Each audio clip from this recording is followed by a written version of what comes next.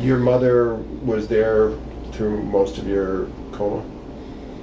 Yeah, that's another story. They came up every day. My dad was a truck driver in Orlando, and he used to get out of work around 7:30 in the morning, and he would they would come right up to the hospital. That way they could get that out of the way and visit, and then he could go home and sleep from 10, 11 till 4 or 5 at least and get a decent day's rest. But they did come to Halifax every day, and as well Health South when I went there. But the funny part about it is, I guess around the 24th, which was about 16 days into this, apparently I pulled out all the bells, whistles, sirens, and feeding tubes, and I was on the floor. I used to be a heck of a runner, and apparently the nurses came in because all hell's breaking loose. The sirens are going off, and they said, "Where are you going?" And I told them I was going running. But I came out of my coma, and the first person I wanted to talk to was my mom. I'm closer to my mom than my dad. But she said, I called her, I asked her what happened, why do I have this lump in my head, why do I have the stitches in my head?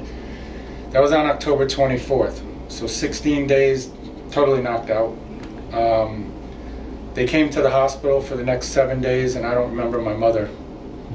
I remembered my father, though, and I've read in some articles where they say that the person that disciplined you when you were younger is the person when you come out of a coma that you will recognize, and that would be my dad. But I did not recognize my mother.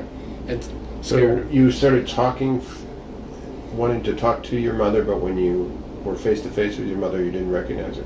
No. When I came out of the coma, I wanted to talk to my mom. The next day she came to the hospital, I didn't know who she was.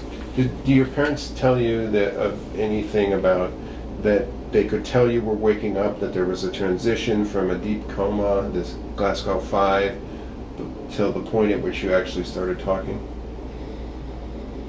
Just that on October 24th I called them.